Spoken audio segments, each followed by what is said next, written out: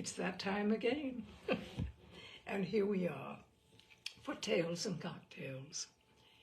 Now, last week's Jack London story, To Build a Fire, was pretty rough going. So I thought we need something lighter and fun for tonight. And one of my authors I turned to immediately for something light and fun is P.G. Wodehouse. Pelham Grenville Wodehouse. W-O-D-E house. We would call it Wodehouse, but to the English it's Wodehouse. Let me tell you about him a little bit here.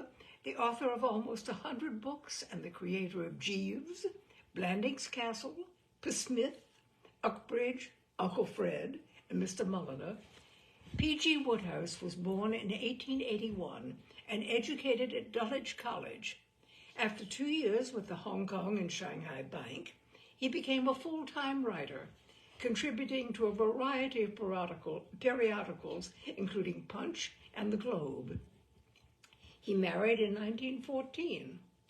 As well as his novels and short stories, he wrote lyrics for musical comedies with Guy Bolton and Jerome Kern, and at one time had 5 musicals running simultaneously on Broadway.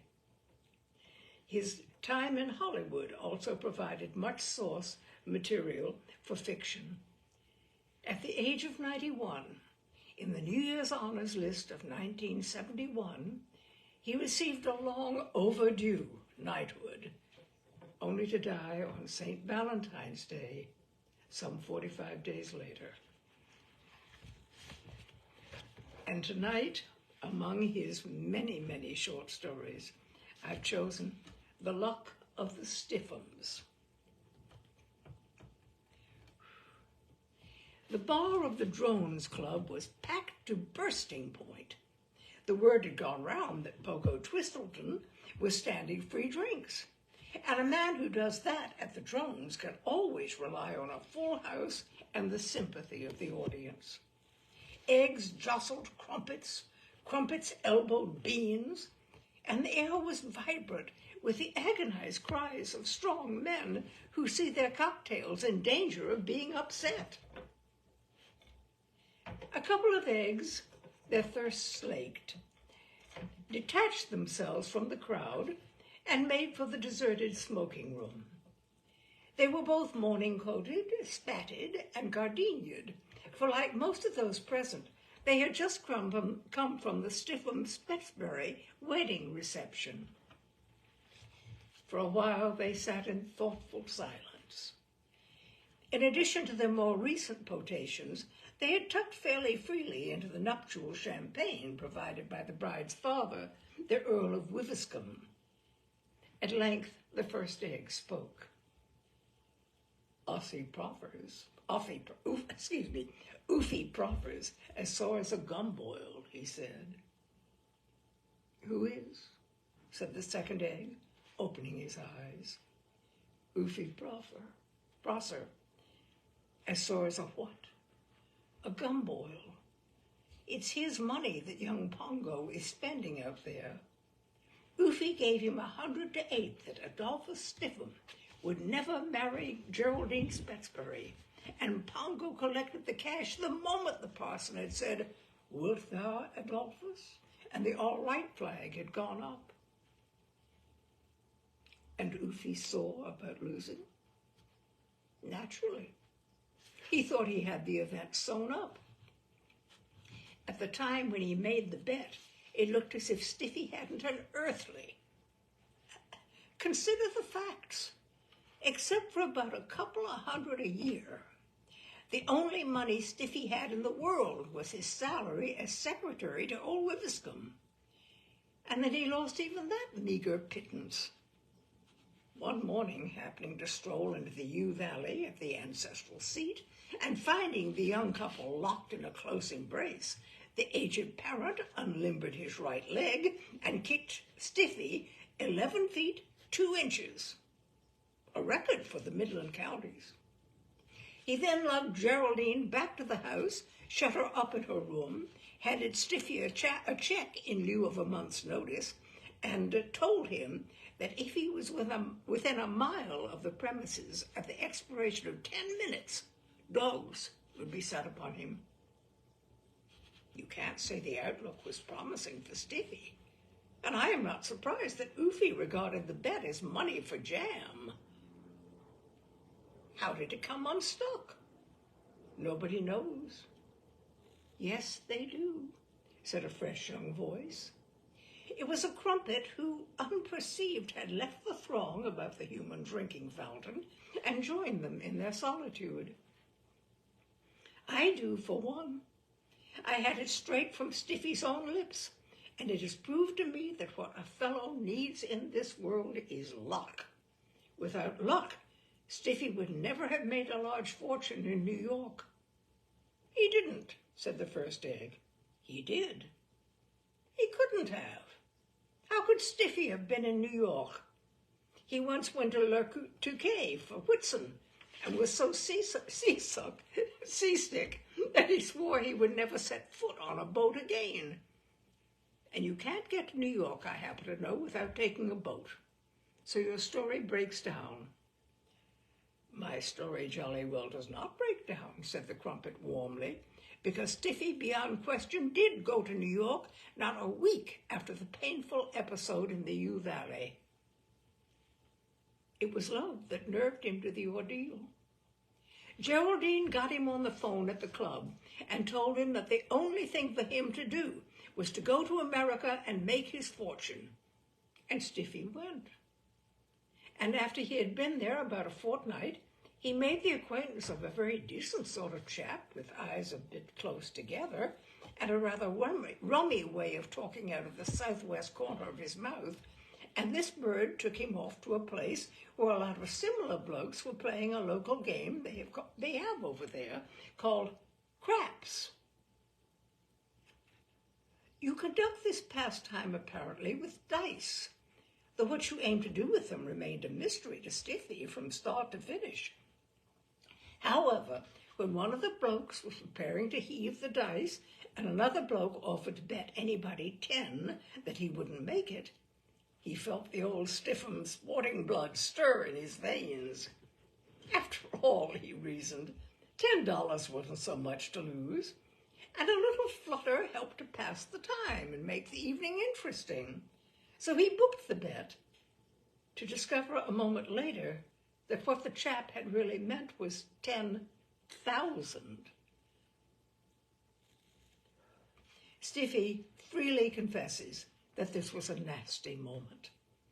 It was too late to back out now, and he watched the proceedings with a bulging eye, fully cognizant of the fact that all that stood between him and a very sticky finish was the luck of the Stiffhams. It held, of course. Half a minute later, the chap was paying up like a gentleman, and with $10,000 in his pocket, Stiffy decided that this was a good thing and should be pushed along. And the upshot of the whole affair was that about an hour afterwards, he found himself in the open spaces in possession of a sum amounting to around 30,000 quid. He was a good deal bucked, of course, and I don't blame him. There he was, you see, set up for life, and in a position to return to old Wigglescombe, riding on a camel laden with gold and precious stones, and demand the hand of his daughter. Pretty soft it all looked to old Stiffy at this juncture. Next day he bunged the stuff into a bank, and at nightfall left his hotel and started out to celebrate. Now, as I have no doubt you know, when Stiffy celebrates, he celebrates. Exactly how and where he did it on this occasion, I couldn't tell you. He is a bit vague about it himself. He seems to have collected a gang of sorts, who he can distinctly recall, he tells me, from the very inception of the affair, he did not lack for friends, and they apparently roamed hither and thither, getting matier all the time, and the next thing he remembers is waking up in the back premises of some sort of pub or hostelry, with nothing on his person except a 5-cent stamp, 2 balloons, 3 champagne corks, and a rattle. This evidence of a well-spent evening pleased him a good deal. He popped the balloons, rattled the rattle for a while, and then feeling that he had better collect a little loose chance, feeling that he had better collect a little loose chance, feeling he had better collect a little loose cash for the day's expenses, toddled off to his bank to draw a check. And conceive his emotion when, arriving there, he found that the bank had closed its doors. There they were, both of them, shut as tight as oysters. Too late, he remembered now, having read in the papers, that this sort of thing was happening all the time in New York. For some minutes he stood staring, while everything seemed to go black. Then he tottered back to his hotel and sank into a chair in the lobby to think things over. Dim, obviously, had gone his chance of ever marrying the daughter of the haughty Earl of Wivelscombe. That project could be washed right out. And for some time he remained mourning over this fact. It was only quite a while later that there came into his mind a sudden thought, and for the first time since this hideous disaster had occurred, he felt a little better. With his last hope of wedding Geraldine gone, he told himself there was nothing now to prevent him writing that strong letter to her father. For weeks and weeks, you see, Stiffy had been yearning to write an absolute stinker to old Wivelscombe, telling him exactly what he thought of him. And naturally, as long as there had been any chance of the other relenting and allowing the marriage to come off, such a stinker did not fall within the sphere of practical politics. But now he had nothing to lose. He could go ahead and give of his best. He felt in his pocket to see if the 5-cent stamp was still there. Then he raced to the writing table and seized pen and paper. I don't know if you have ever had dealings with Stiffy in his capacity as a writer of stinkers. I have. I was with him once when he composed a 4-page effort to Oofy Prosser in reply to Oofy's communication declining to lend him a tenner. It was real ripe stuff, without a dull line, and I was proud to call the author my friend. Well, on this occasion, he tells me, he absolutely surpassed himself. It was as if he was inspired. Sheet after sheet he covered, each sheet filled with burning thoughts. He left no aspect of Lord Wivelscombe untouched. He stated in the most precise detail exactly what he felt about the Old-Blighter's habits, manners, face, ties, trousers, morals, methods of drinking soup, ditto of chewing mustache, and 100 more such matters. To a single pimple on the other's nose, he tells me he devoted as much as 6 lines. Then, addressing the envelope, he attached the 5-cent stamp and posted the letter personally in the box by the reception desk.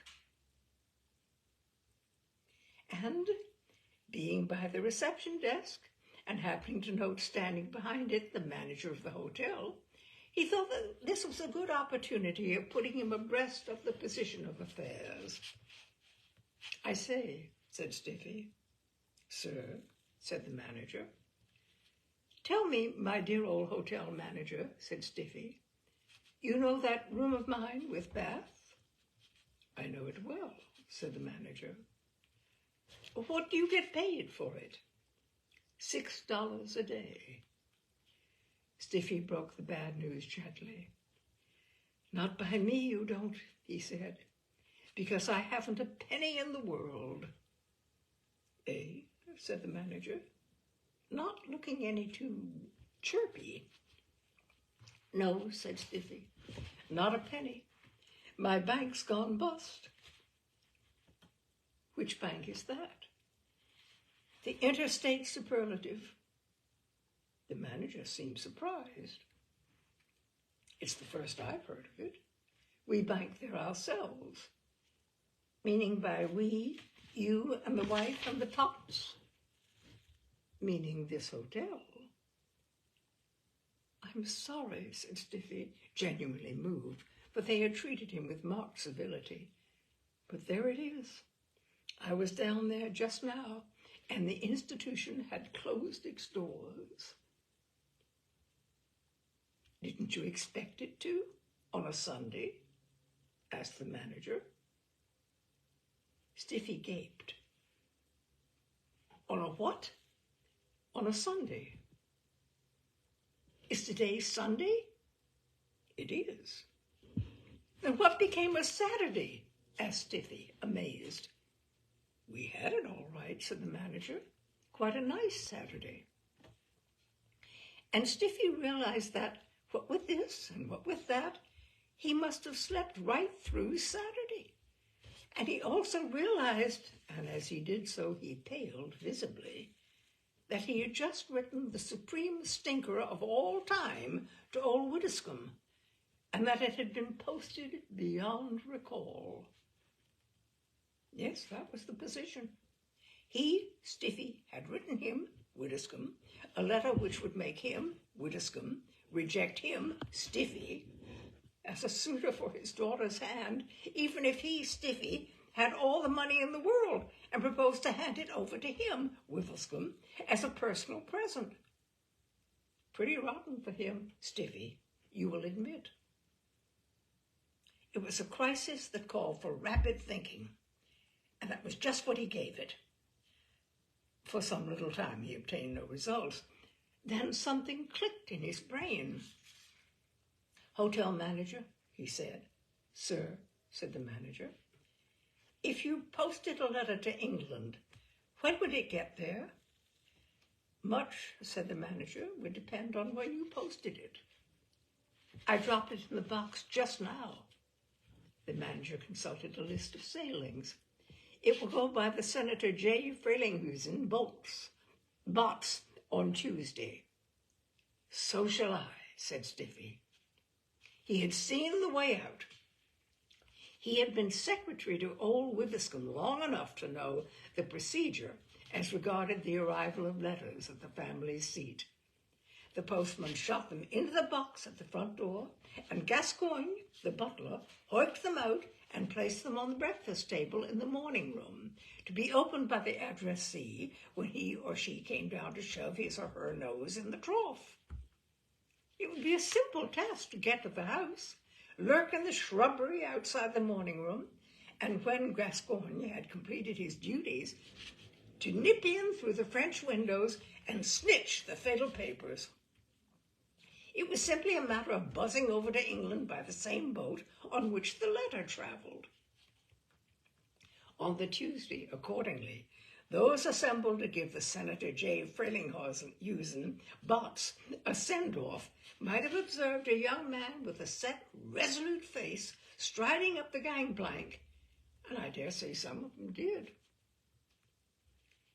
I don't suppose you want to hear all about Stiffy's trip across. The salient point is that he did get across. He landed at Liverpool in due season and hit London towards the evenfall, at an hour when the last train for Upton Snodsbury, which is the station for Wodehouse Court, had left.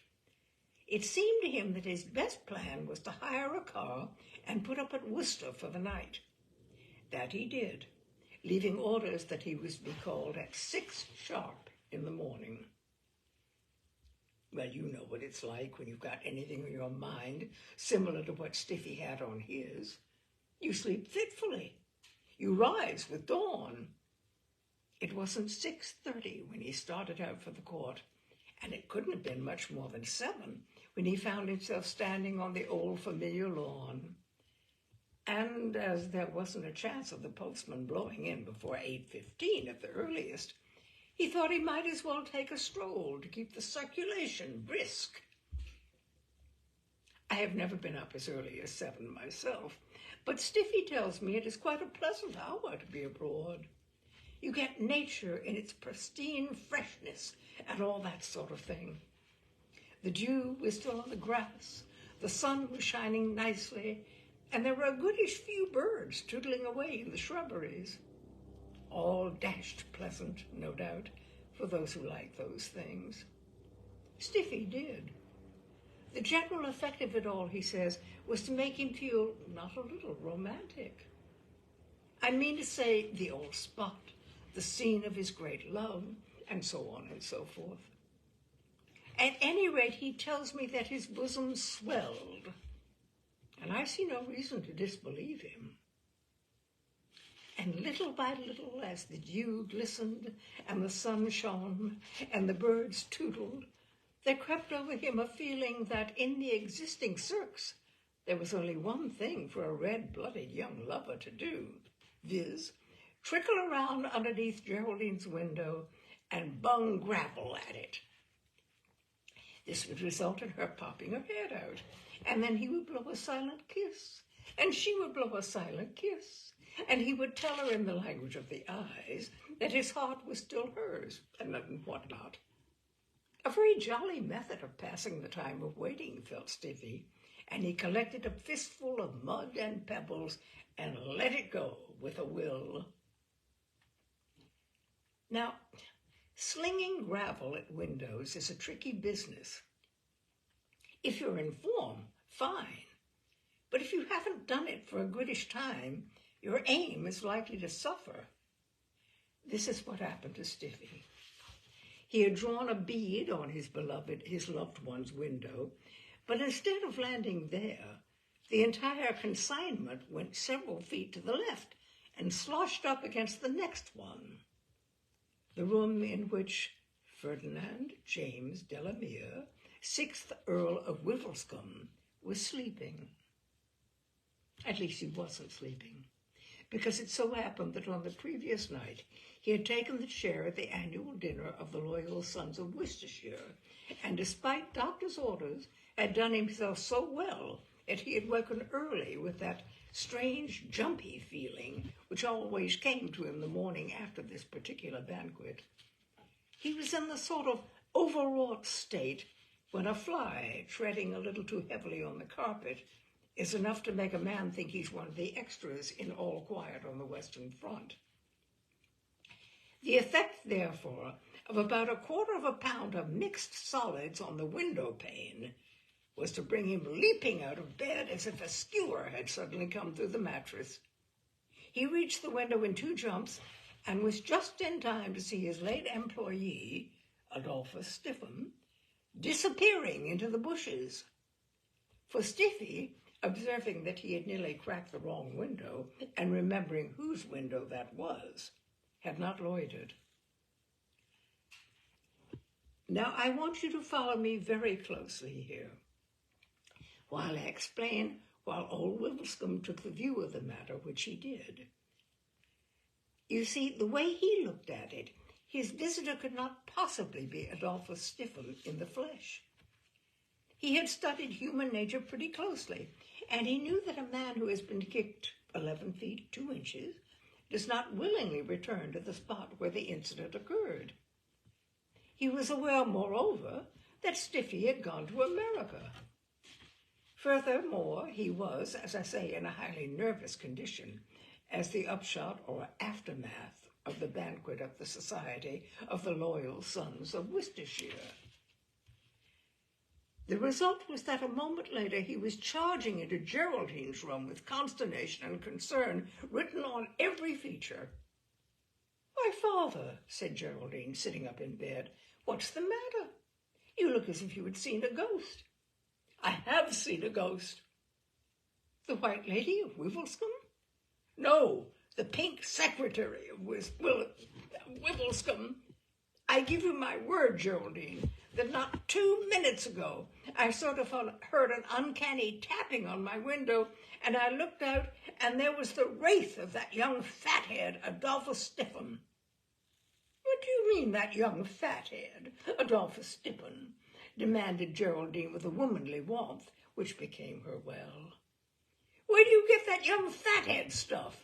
You were speaking of the man I love. Well, you had better dashed well stop loving him, rejoined her father with equal heat, because he has passed beyond the veil. Are you sure it was his ghost? Of course it was his ghost. Do you think I don't know a ghost when I see one? I've been psychic all my life. All my family have been psychic. My mother was a Ballandalloch of Portnackie in the county, and used to see her friends in winding sheets. It got her disliked in the county. Besides, you told me Stiffhams was in America. Obviously, what has happened is that somewhere out in those great open spaces, the unhappy half-wit has handed in his dinner pail. Geraldine faced him with burning eyes. And whose fault was it that he went to America? Yours. Eh? What do you mean, dash it? I never asked him to go to America. He went there as the direct result of your hard-heartedness and inhumanity. And now, I suppose, he has been shot by gangsters like everybody else in America. Was there a bullet wound in his forehead? I couldn't tell you. He got away too quick. Just smiled a hideous sort of smile and seemed to melt into the bushes. Phew, said Lord Wivelscombe. I'm going down to get a bite of breakfast. I need coffee. Strong, hot coffee with a kick in it. Put on a dressing gown and come along. I shall do nothing of the kind, said Geraldine coldly. Breakfast, forsooth. It would choke me. I shall remain up here and try to get Adolphus on the Ouija board. Stiffy, meanwhile, after removing some twigs from his hair and brushing a few of the local beetles off his face, had come cautiously out of the bushes and made his way snakily to the French windows of the morning room. A glance at his watch had told him that at any moment now the postman would be arriving. And sure enough, he had not been there more than about 2 minutes when the door of the morning room opened and the butler came in and placed a bundle of correspondence beside Lord Wivelscombe's place. He then withdrew, and Stiffy, abandoning the role of snake, gave a spirited improvisation of a pouncing leopard. He was in through the windows in a matter of 1 3/5 seconds. It took him perhaps another second to locate and pouch the letter, and he was about to buzz off, which would have taken him possibly another 1.25 seconds, when he heard a footstep outside. There was no time for the smooth getaway. Already the door was beginning to open. With considerable presence of mind, Stiffy revised his whole plan of campaign at a moment's notice and shot silently under the table. And there for a while the matter rested. As far as Stiffy could gather from the look of the legs moving about in his vicinity, it was the butler who had returned, presumably with coffee and foodstuffs. He could just see the lower section of a pair of striped trousers, as worn by butlers. Then the door opened once more, this time to admit a pair of pajamaed legs, terminating in bedroom slippers. And reason told him this must be old Wivelscombe. When the pajamas passed from his view to appear again under the table, within a couple of inches of his nose, their owner having sunk heavily into a chair, he knew he had been right, and he was not ashamed to confess that he was conscious of a certain qualm. Seeing at such close range the foot which had once landed so forcefully on his trouser seat was, he tells me, an unnerving experience. A bit of dialogue now unshipped itself in the upper regions. The butler started it. "Good morning, my lord. Shall I assist your lordship to a little eggs and bacon?" The table shook as the aged peer shuddered strongly. Don't try to be funny, Gascoigne. There is a time to speak of eggs and a time not to speak of eggs. At the moment, I would prefer to try to forget that there are such things in the world. What you can bring me, and dashed quick, too, is a very hot, very strong cup of coffee, liberally laced with old brandy, and a very dry slice of toast. The butler coughed in rather an unpleasant and censorious manner. Did your lordship exceed last night? Certainly not. Did your lordship imbibe champagne? The merest spot. A bottle? It may have been a bottle. 2 bottles? Yes, possibly 2 bottles. The butler coughed again.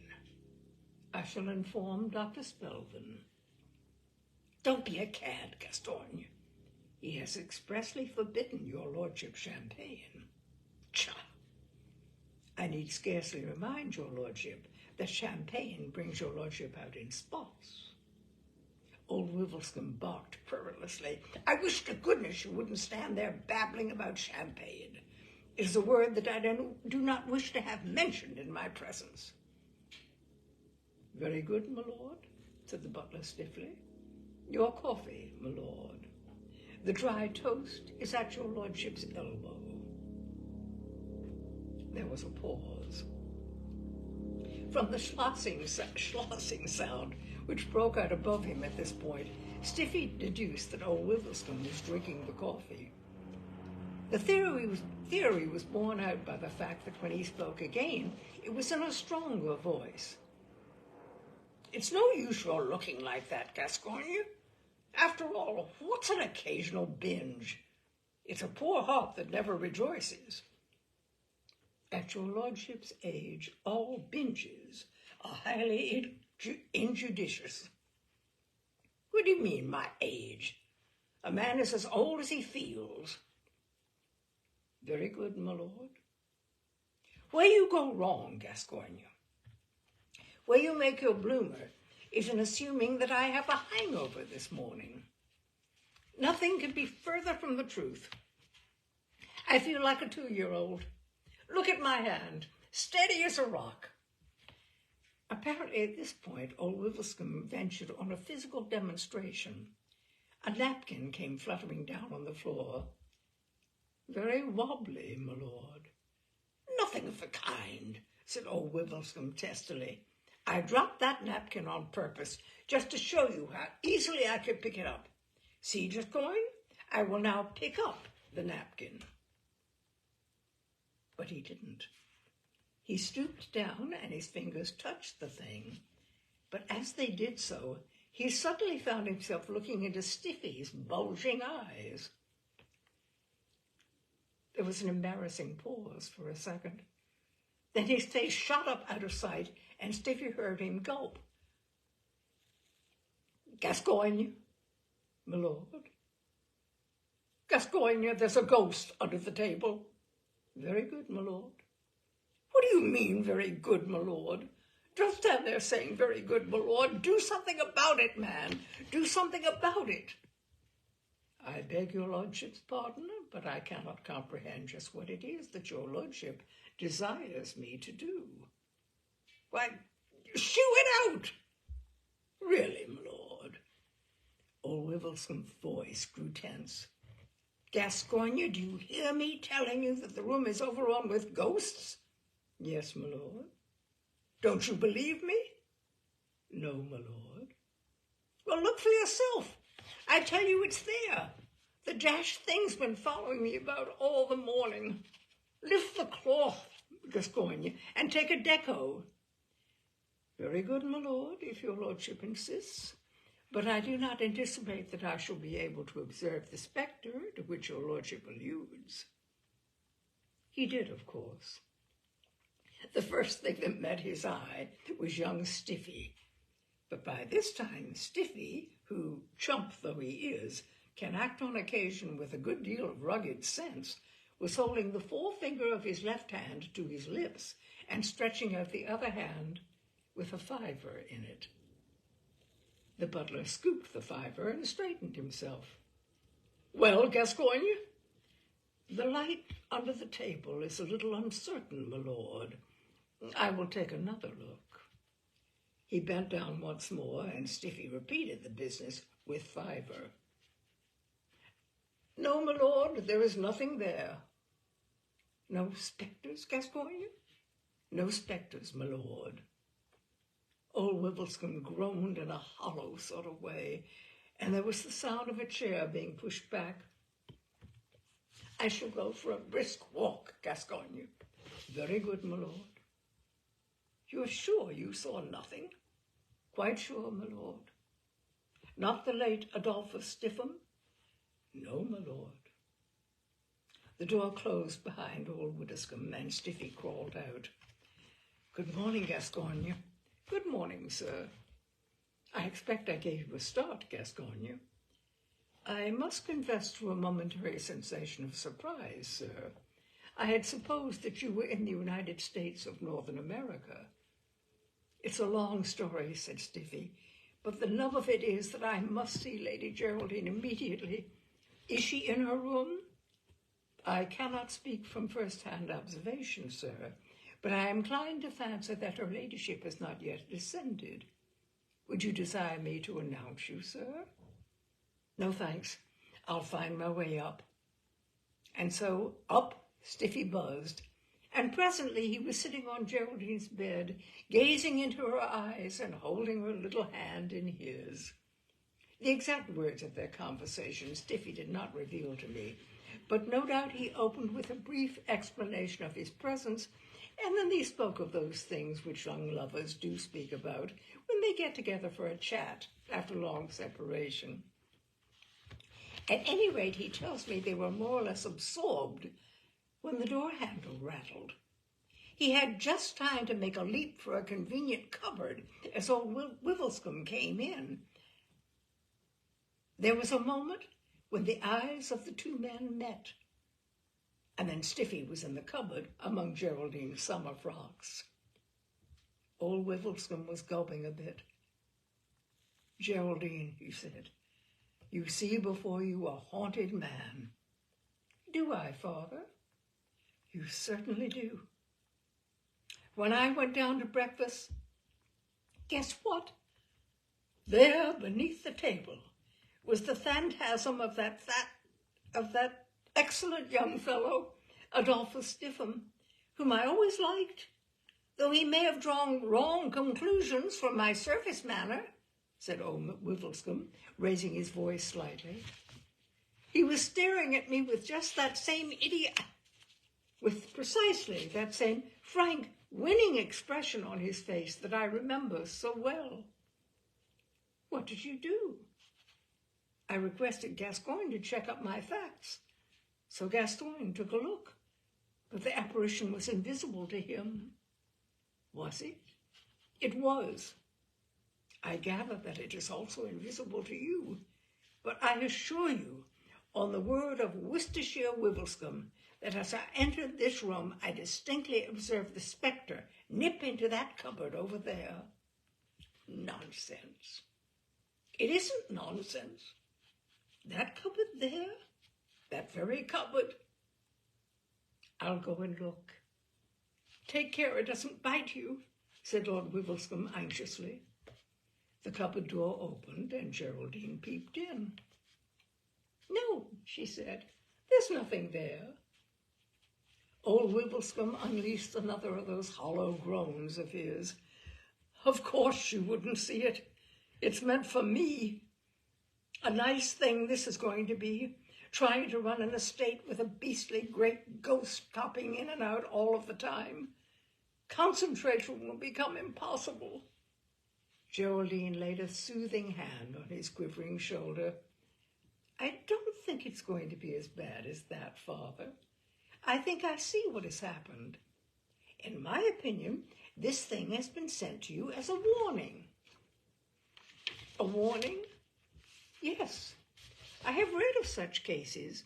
It sometimes happens that the apparition of an entity, let us call him A or B, whichever you prefer. The apparition of an entity, A or B, will occasionally appear not after, but before the entity has crossed the Great Divide. The object of this is to impress on the mind of the individual observing the phenomenon. Shall we call him C? By all means. To impress on the mind of the individual C that unless steps are taken properly through the proper channels, the entity will pass over. It is, as it were, a cautionary projection of a distant personality. Lord Wivelscombe raised his head from his hands. You mean, then, that you think that that delightful lad, Adolphus Stiffham, on whom I've always looked more as a son than anything, is still alive? For the moment, yes. Tell me, said Lord Wivelscombe, how do we keep him that way? Geraldine reflected. I think the best plan is for me to cable him today to return at once, as you are now prepared to give your full consent to our marriage. Lord Wivelscombe sat for a moment in thought. You consider that the best plan? I do. What's the next best? There is no other. You mean that unless I want to be haunted for the rest of my life, I've got to have that, him for a son-in-law? I do. Lord Wivelscombe looked once more at the cupboard. Then he spoke with what a close observer might have thought a slightly exaggerated heartiness. Charmed, he said. Delighted, capital, splendid, only too pleased. And that, concluded the Crumpet, is the inner history of the Stiffhams-Spetsbury wedding, which we have just seen solemnized at St. George's, Hanover Square.